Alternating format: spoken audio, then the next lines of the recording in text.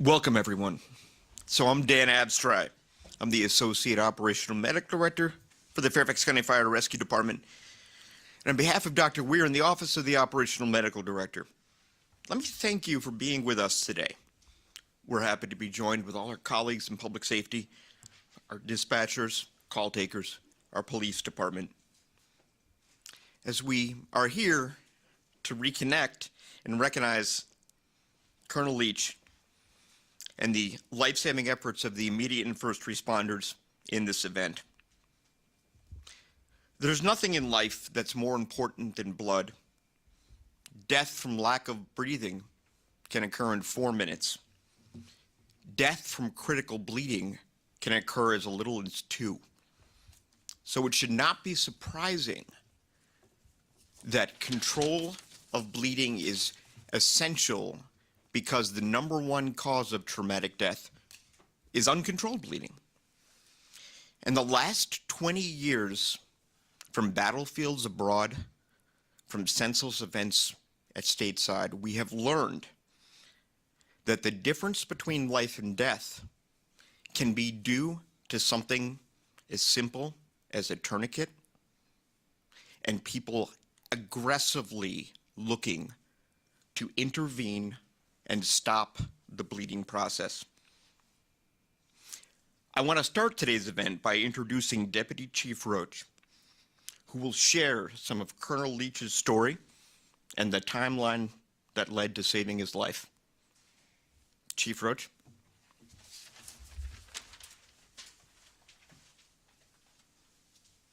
Good morning.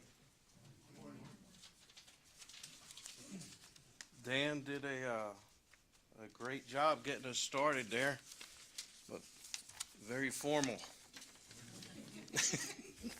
Very formal. That's not me. So I want to go back to before we start this is the training we do. The training that the police and firefighters, it's not new, but we've really got into it recently.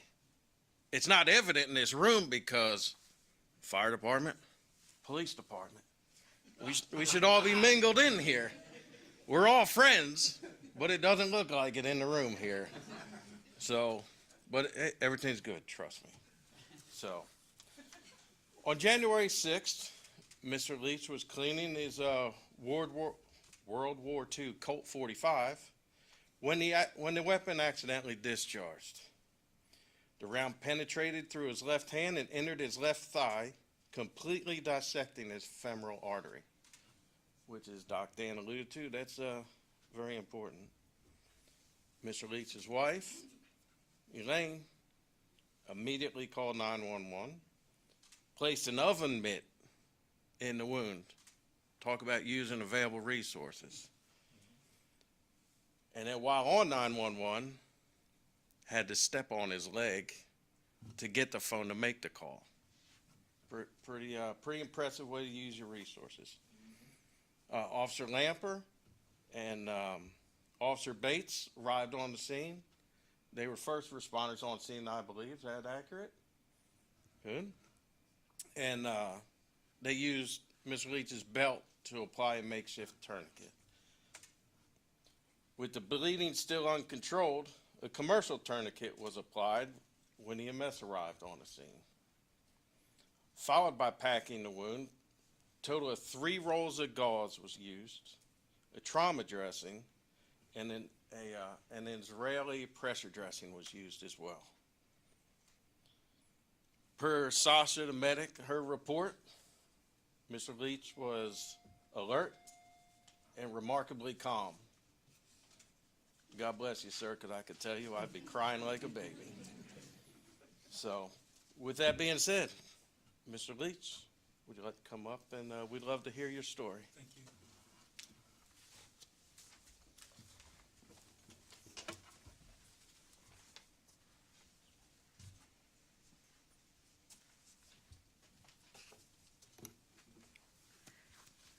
You want to take this one off?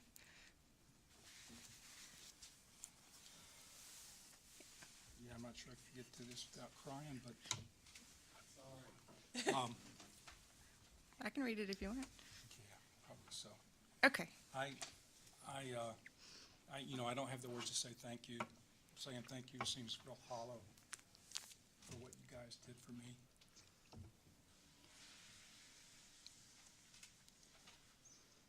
You know, on September 11th, I was in the E-ring of the Pentagon, and the plane hit my office. I was 75 feet from impact.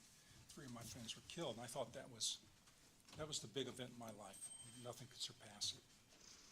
And I got out of there. You know, I ingested a lot of fuel and debris. A lot of people were mangled and burned, but I survived that event, and I didn't think anything would ever surpass it until January 6th.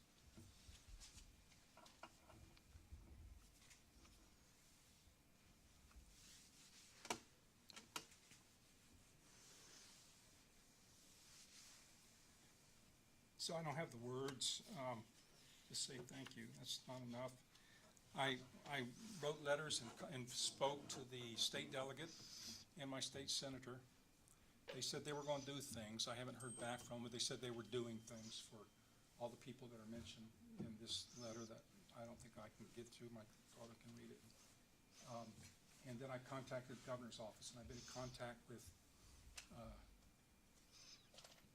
the person who, you know, when you write to the governor, I sent him electronic and a hard copy. And she called me,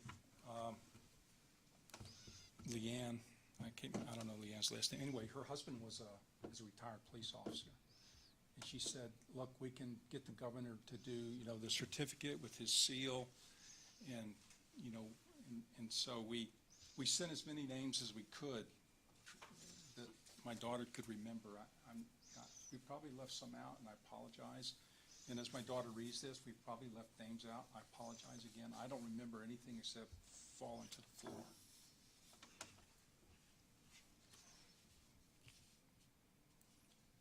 So I especially want to thank the 911 operator. You saved my life. You and my wife were the first. You know, you saved my life. And then the police officers, Lampert and Bates, came in, and you took this belt that I'm wearing right now, and you applied a tourniquet, and you put your hand on the blast wound where the bullet had gone through, and you stopped the bleeding there. And then the medics. You know, I don't know what to say. I remember holding Nick's hand all the way to the hospital, and I grabbed it, and I wouldn't let him let it go. And he didn't. So, anyway, here's the letter I wrote the governor. And I sent an updated letter yesterday because there was a name that was missing on the first one, so it's on record now with the governor's office. And I've made copies for everybody that I mention in here that I have that I would like to give you, along with a little thank you gift. Again, I apologize if I left anybody out, but just start there. Okay. All right. The purpose of this letter is to recognize Fairfax County, Virginia law enforcement officers and medics for their life-saving response.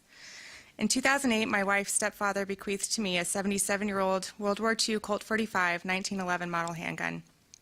I kept the handgun stored until January 6, 2022, when I decided to field strip, clean, and check the weapon for its ability to chamber a round and engage the manual safety. Following this procedure, the weapon was set aside while I cleaned another weapon. Do you need to sit down? Thanks, Dan.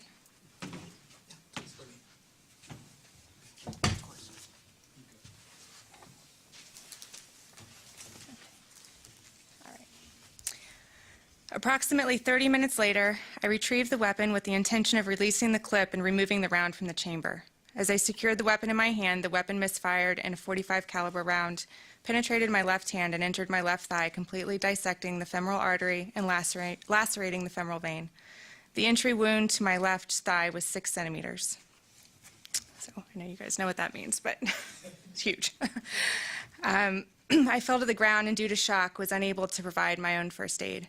My wife, who was nearby, called 911 and attempted to stop the bleeding through compression.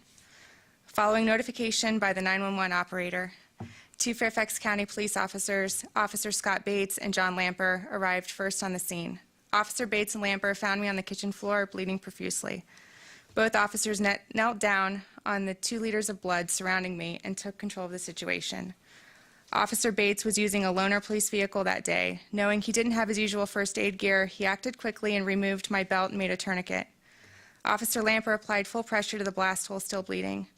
These 2 officers unequivocally prolonged my life until EMS could arrive and transport me to the Inova Fairfax Hospital. After Officer Bates and Lamper's intervention, several paramedics arrived on the scene to include Lieutenant Nicholas Hufelder, Master Technician Sasha Kosmar, Firefighter David Belaski, and Captain John Streeter. These medics displaying swift critical thinking while 2 stopped the profuse bleeding from the femoral artery, deploying trauma foam into my wound and replacing my belt with a trauma tourniquet, and the other assessing my vital signs in the wound in my left hand. They were able to provide volume resuscitation. I was in hemorrhagic shock and keep me alive until arrival at Inova Fairfax Medical Campus. These medics were a calm in the storm of chaos. I remember grabbing Lieutenant Nicholas Hufelder's hand while wind rolled into the ambulance. Lieutenant Hufelder held my hand and stayed with me until I was in the operating room. Dr. Dan Avistray, whom exercises medical authority over all Fairfax County medics, has been in contact with the medics and other medical personnel, ensuring my care was conducted with the utmost precision and professionalism. During the ride to the hospital, the lead ambulance blocked traffic on I-66 and I-495 to allow the ambulance I was riding in to get to the hospital in time to save my life. That was John Streeter. Once arriving at the hospital, Dr. Christopher Machete, Associate Chief of Trauma and Acute Care Surgery, took control of my care. He had already contacted the vascular surgeon who was attending to a patient at another hospital and requested his immediate presence in the operating room.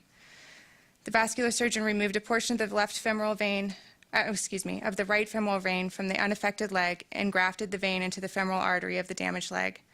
Dr. Machete had voiced concern to my family that the leg would have to be removed if they could not get a pulse back. After several hours of surgery, the doctors reassured my family that there was a pulse and the leg was saved. I witnessed heroism in real time with these individuals. It is very important to me that the governor recognize all of them for their heroism. These professionals saved my life. There's nothing I can give to or say to them in return for this heroic deed. I owe them everything. These officers and medics are Americans' heroes. Fairfax County PD and FD are organizing a public event honoring these heroes in mid-March. It would be an honor to have the governor present. Please ensure they are recognized at the highest level of the Virginia government for what they accomplished on 6 January 2022. I don't know about y'all, but I'm his brother.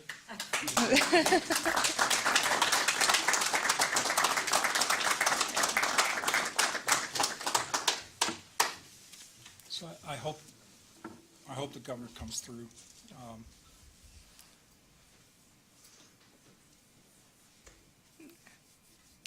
I'll tell you when I got there, I got there probably just a few minutes after the medics arrived, and he was still on the ground. And they were so kind to me, and they were so kind to my mom, and they were so patient, and the police officers as well. They let me come right in.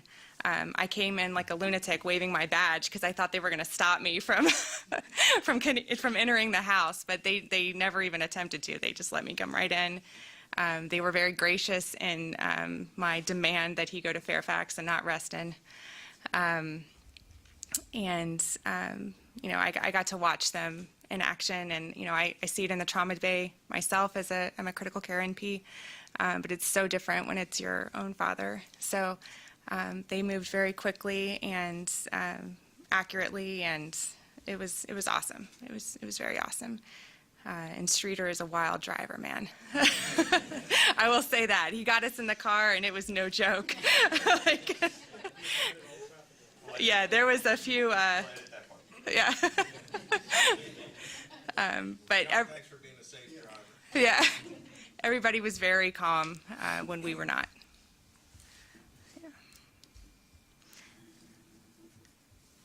Yeah, the only thing I can say is I love each one of you.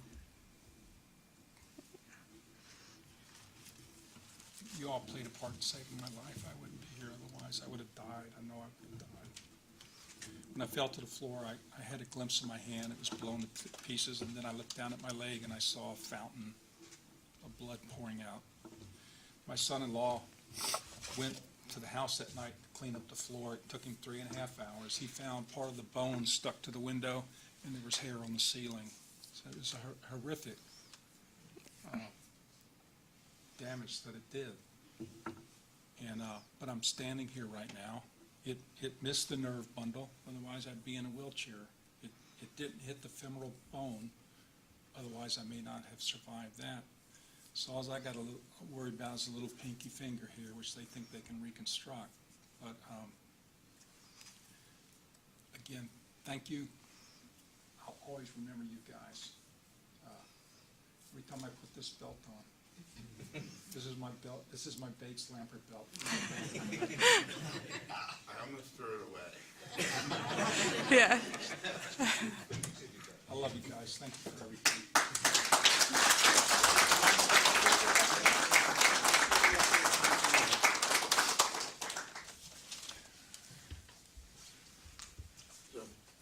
For what you've been through, obviously, we would like to provide you a small token of your hospitality and the efforts you have gone through, and present you with the challenge coin.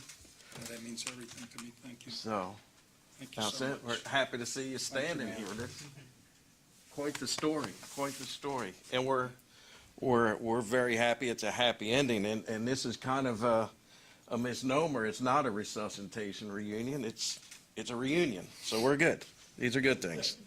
So Elaine, would you like to come up? We'd like to present you with a life-saving award for the efforts you went through and the actions that you have taken.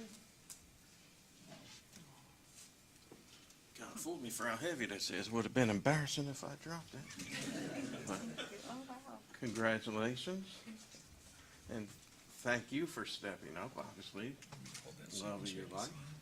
And as well, a challenge coin as well. Thank you so much. So, Thank you. absolutely. You're thinking outside the box played a major part. So, as well as stepping on his leg. MPO Bates, come on up.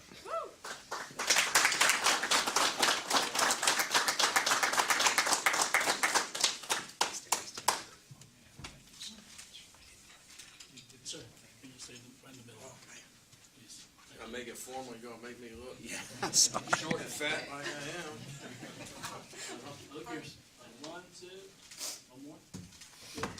Chief, you should be doing this. You've got a pretty face. You know what I mean? Congratulations, man. Thank you. Thank you.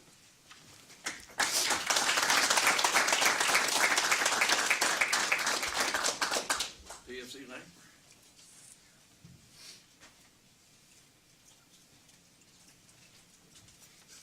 My wife would be so happy to see you up here with the boots on. Look here, buddy. 1, 2, one more. Good.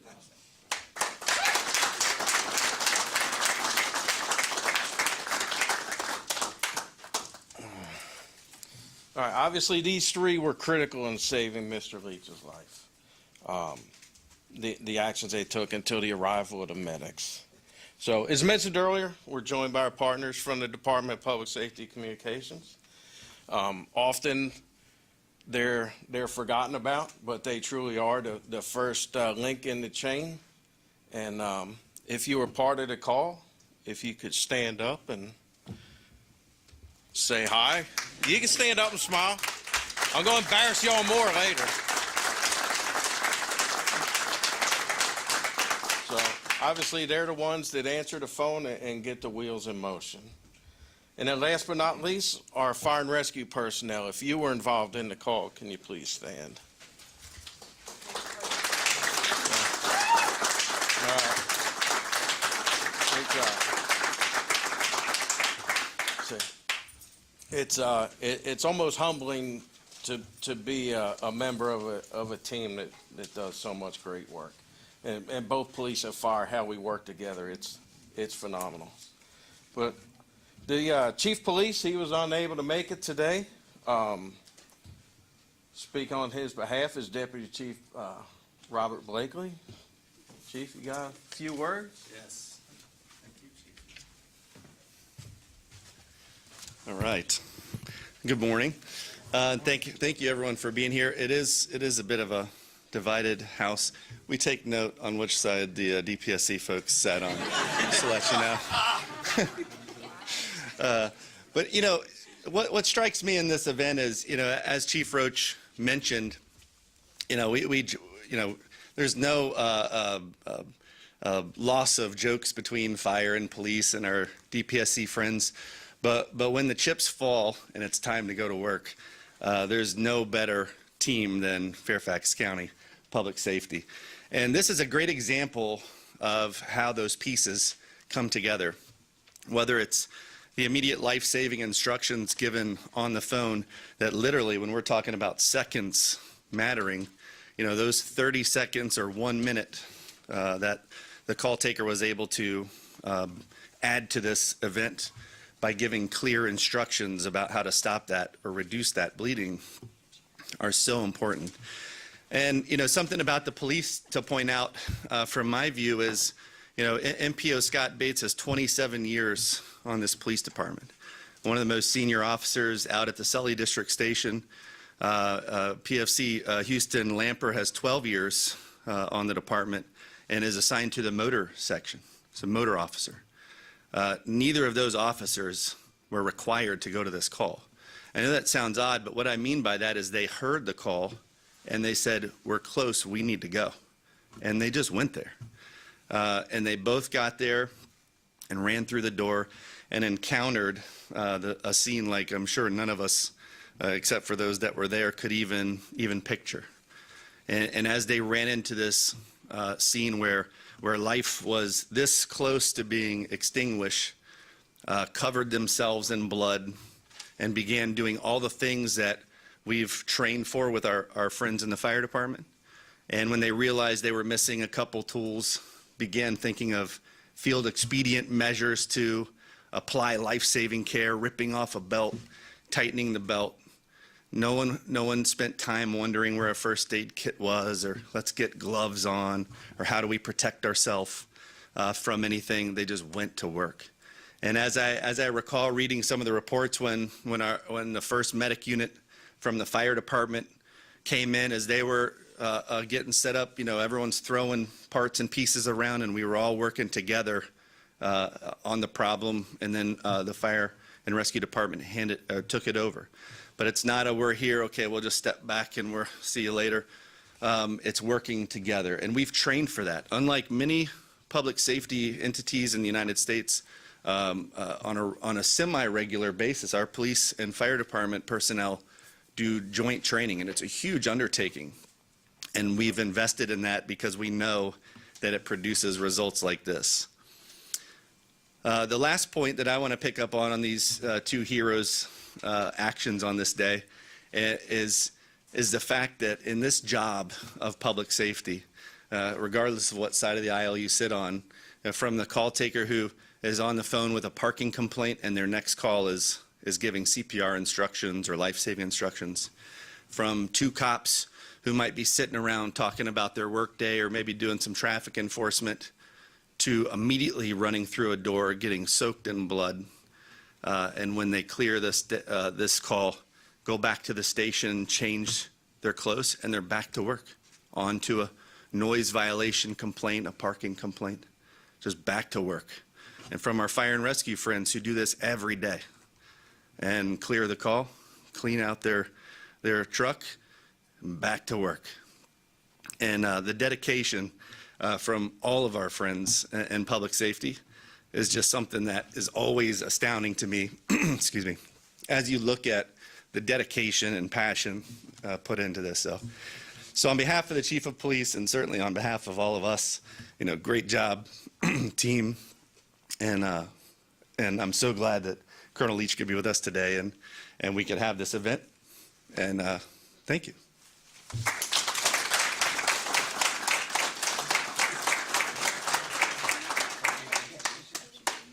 I just wanted to say one more thing. I'm sorry, I know I've already been up here. I already had my turn. But I just wanted to honor Dan as well. We've worked together for so long. I know he's shaking my head. But I actually called his cell phone in the truck, and it's because I had his cell phone, because he's given me his cell phone, because we're friends. And he answered my phone call right away, and really, he already knew about the call. He was already on it, and when we rolled through the trauma bay, I looked into the trauma bay 2 at Fairfax, and the level 1 trauma that administers blood already had blood in it, and my dad started receiving blood before he was even on the table. They hooked him up right away, and he had called Dr. Myers at Fairfax and had everybody in that room. There were 30 people in that room ready to receive us. So I love you, man.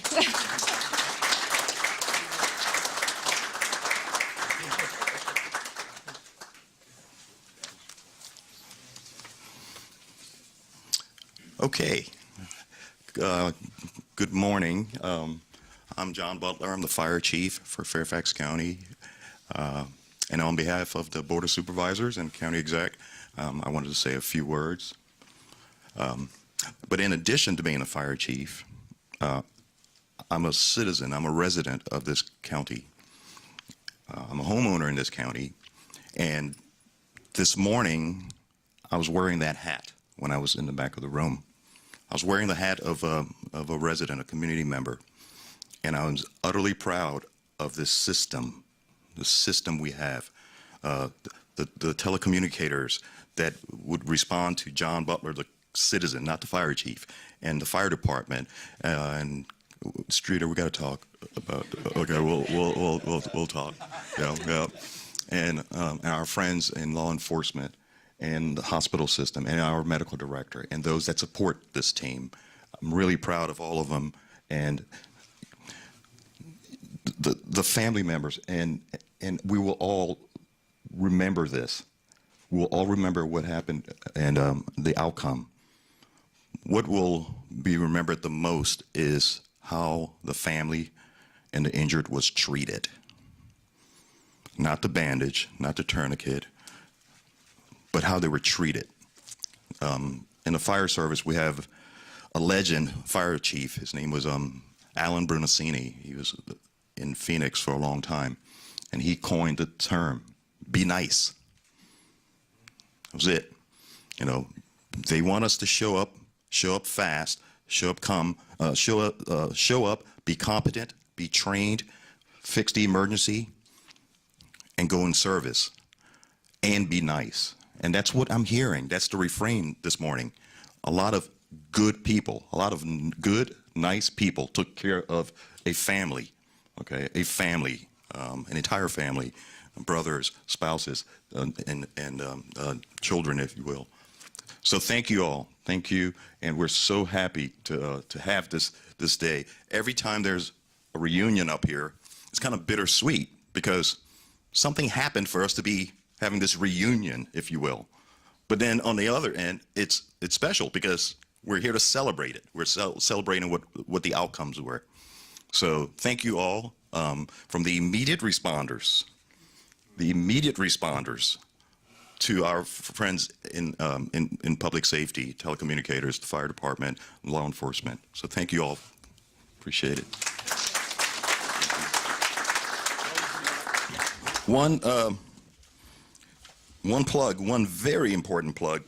So to continue educating and encouraging the community, Fairfax County Fire and law enforcement and police department are partnering with Fairfax Trauma Services to host a Stop the Bleed training event.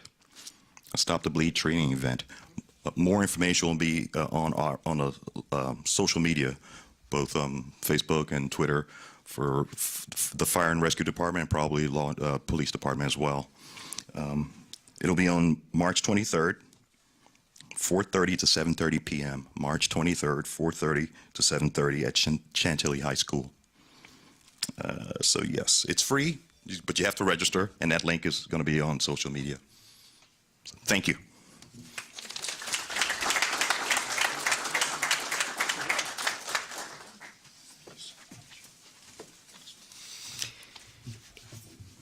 It's a privilege to be part of every one of these events. every time we meet someone and we get to see the joy that we bring back, the smiles, the love, the years of life that we can all add together with the teamwork that we provide, the great care that we provide every day. Ashley stole a little bit of my thunder there by saying this one's a little personal. Ashley is a critical care nurse practitioner, and she's a damn good one. I have known her for well over a decade. I taught her daughter's Brownie Troop CPR once. And it's interesting, the last time that Ashley and I were in a room together with an award is when I had nominated her for one, and she had received, for the care that she had provided along my side on a profoundly ill 22-year-old girl that was perhaps one of the sickest patients I ever took care of, and that she saved her life. And so this one is personal in that way too. The Office of the Medical Director, like all of the command staff, is notified on all of the shots fired calls. So I was listening to this call. I was aware of what was going on. I, of course, had no idea that it would be the father of someone that I knew and respected so much. And I remember exactly where I was when my phone rang, and I'm looking, and it's Ashley, and she says, "My dad shot himself in the femoral artery, and he's in the back of one of your medic units on the way to Fairfax." And I said, "Oh my God, Ashley, what can I do to help?" And she said, and you remember these words, but you remember these words in particular when it's someone that you know and that you care about, when it's a friend. And she said, "Is my dad still alive?"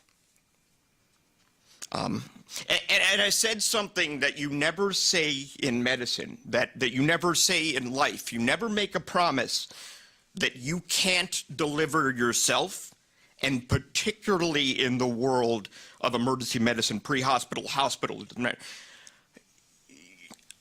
But I felt compelled. I said it, and I said, "Ashley, I don't know, but he will be." I did not keep that promise. Everybody here kept that promise that I made to my friend, that her dad would be alive, that he would walk out of the hospital, that he would walk back to his family. And she sent me this picture of him walking out under his own power back into his house, back to the life that they had all built together. Thank you for keeping my promise. Thank you for all of the work that you do every day on behalf of our friends.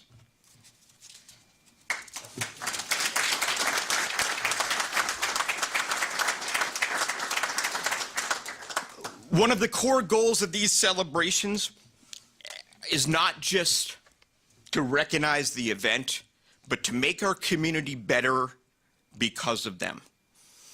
And so, as Chief Butler had said, we're going to be holding a Stop the Bleed event in Colonel Leach's honor next week, Wednesday. And I'll read the details off, but actually the chief read it. We'll be able to post all of those things as well. I'm just gonna make that more complicated, and there's no reason. It's gonna actually be taught by Dr. Machete, who was the trauma surgeon that took care of Colonel Leach, because that's the kind of teamwork that we have in this county. This is a special place. This is a special life. Thank you all for being there. Please tell people, post it on Facebook, tweet, text. Some people even still make phone calls, and you should do that too.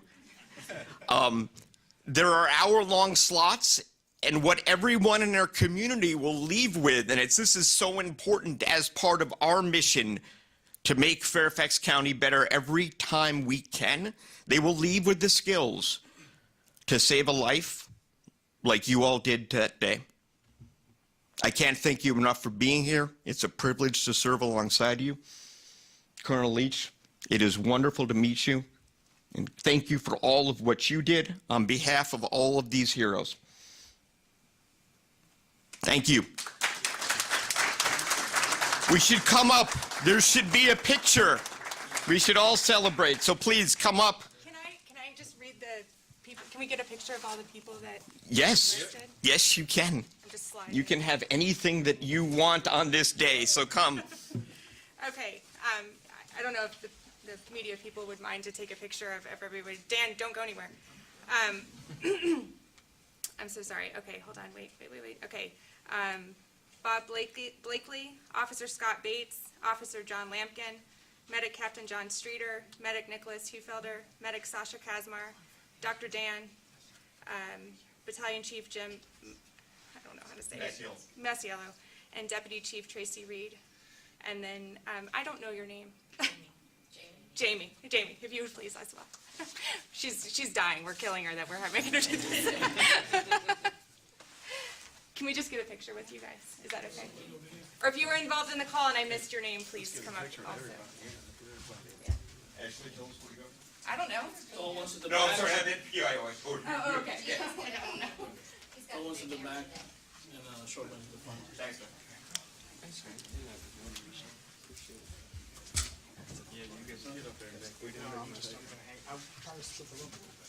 Yeah, please, mingle.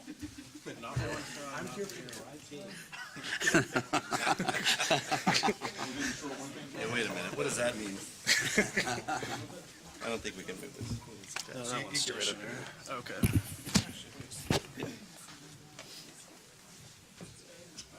Yeah, you're right. Look here first.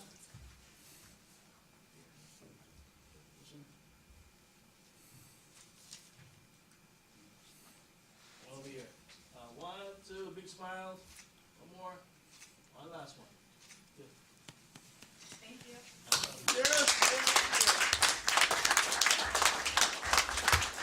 nice.